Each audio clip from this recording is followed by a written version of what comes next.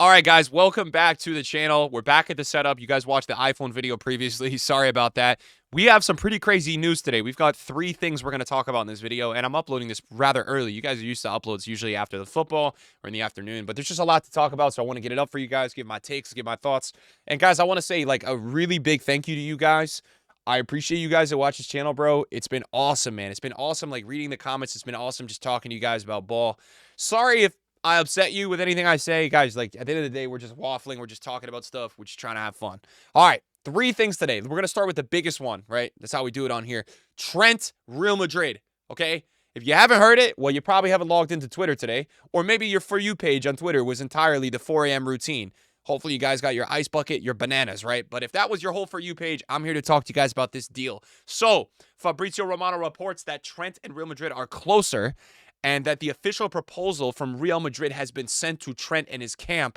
And it says the deal is getting closer and closer, and discussions underway on details of the deal. All parties involved confident to get the agreement done.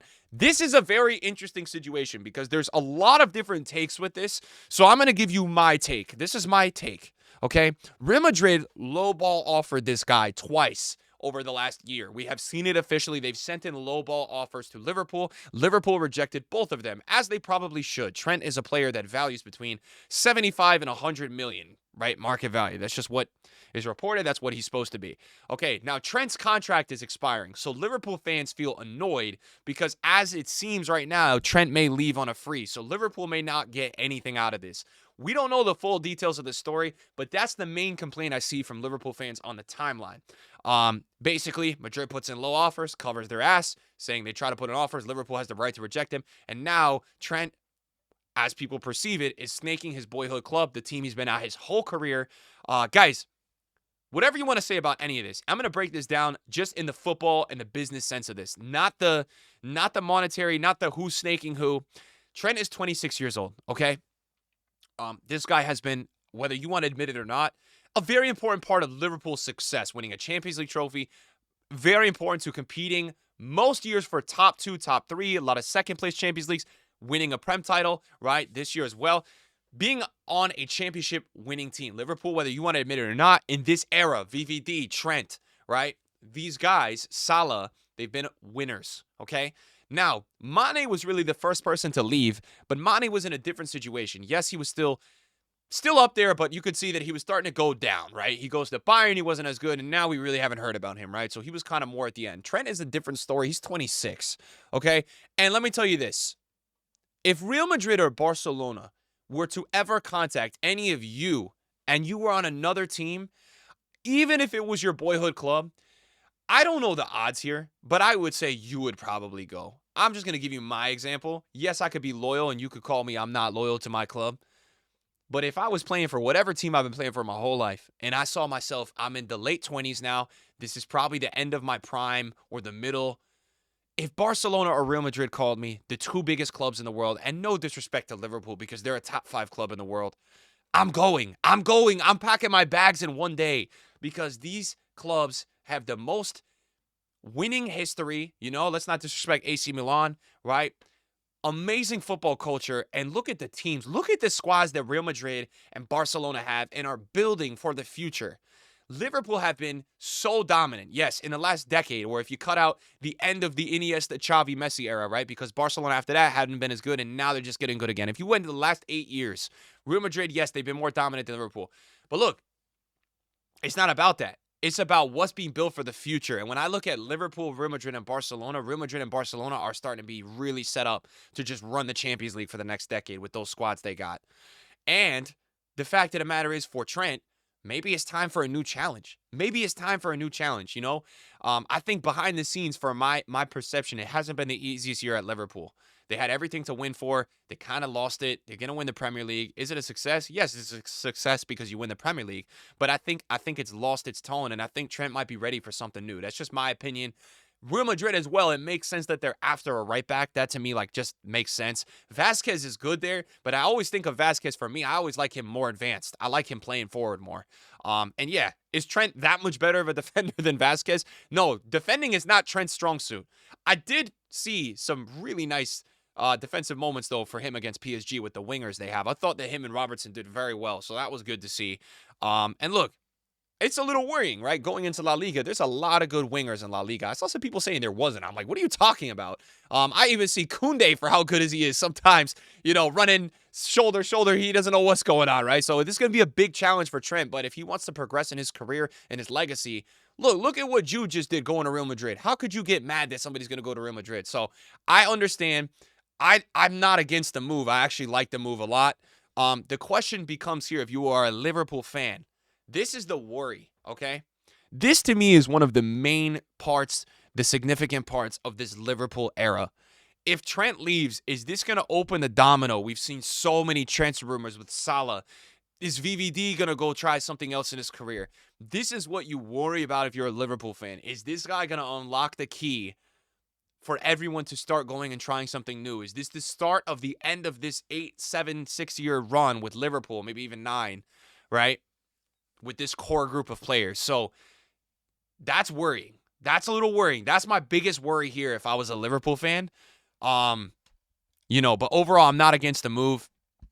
I'm not against the move. We look at, Real Madrid situation right now. Again, Carvajal is starting, as great as Carvajal has been. He just made the team of the year last year, right? He's been great.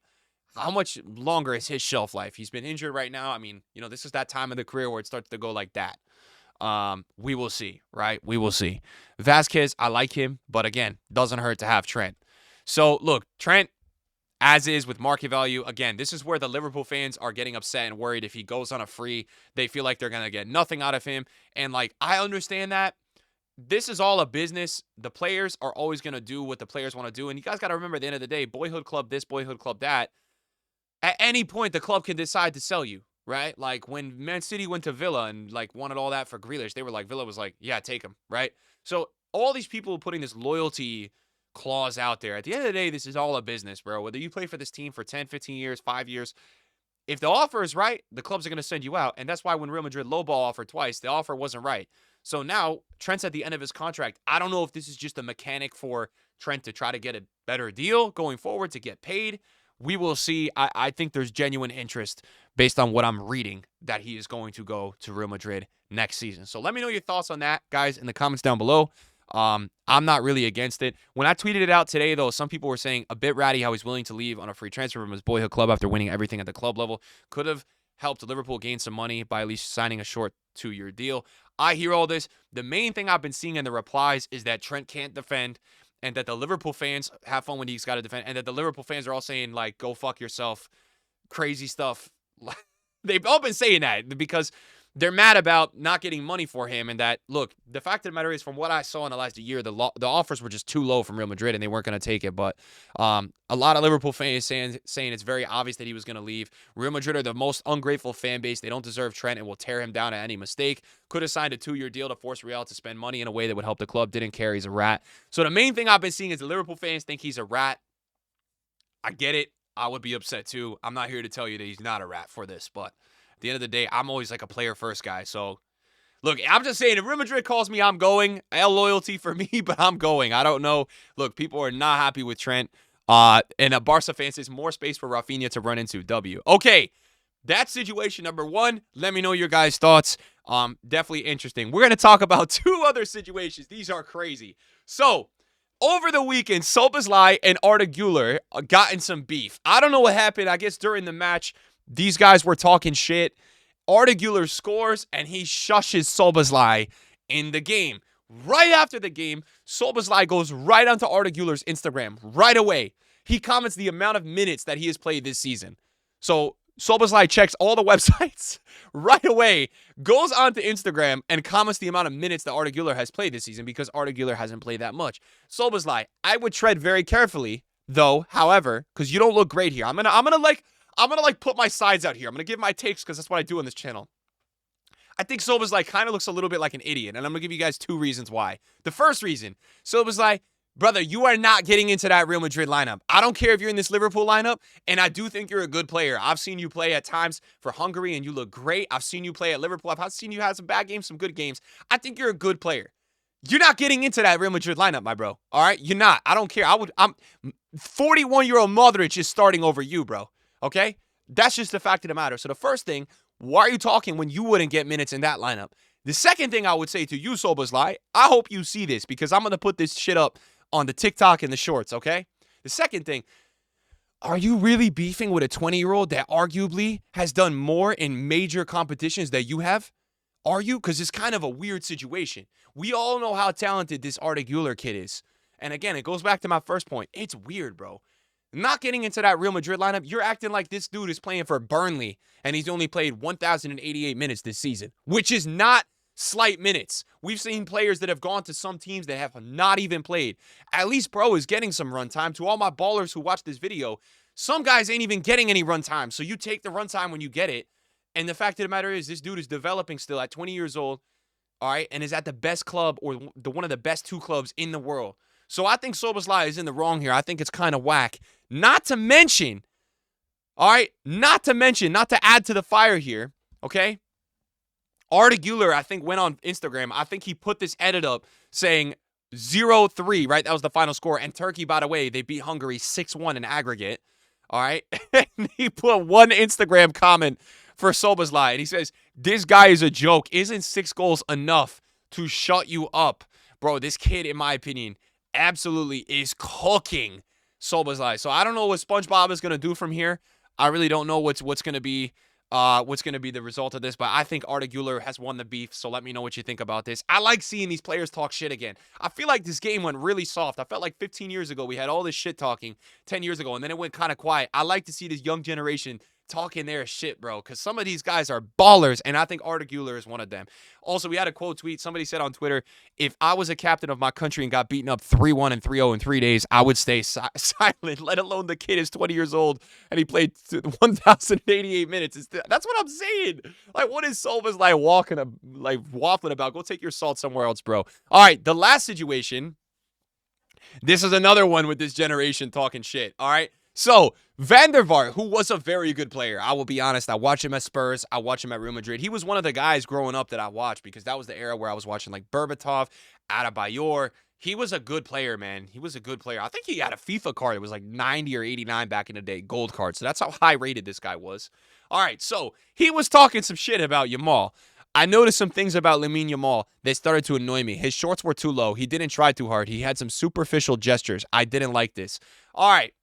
So, Lamine Yamal, obviously, guys, if you didn't watch the Spain game, scored one of the craziest freaking goals, bro. The goal was so nasty, and that's why this kid is so special. He doesn't even play the greatest game. First leg, he's a big part of that first goal. Then, oh my God, he gets the touch on the left, feint inside, shot, money, with his pants down. So then what do him and Nico Williams do?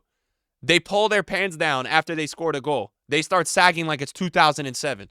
All right. So Van der Vaart, you need to shut up. And I don't understand why these pundits are hating on kids, man. This kid Yamal is 17 years old. He is doing more than any 17-year-old we have ever seen do in Europe at 17. Deadass. Whether you want to admit that or not, what he's doing for Spain, what he's doing for Barcelona, scoring in big matches. He's not doing this in Brazil. He's not doing this in Ligue 1. He's doing this for major teams, bro. Okay? So now Lamine Yamal also went to Instagram and he changed his profile picture to like an image of him sagging. This is so crazy. This is the image here. So I don't know, dude. I love Arda Güler and I love Yamal, representing the 2 biggest clubs in the world and talking their shit. They should be able to. Let me know what you guys think about these two. I think it's so funny.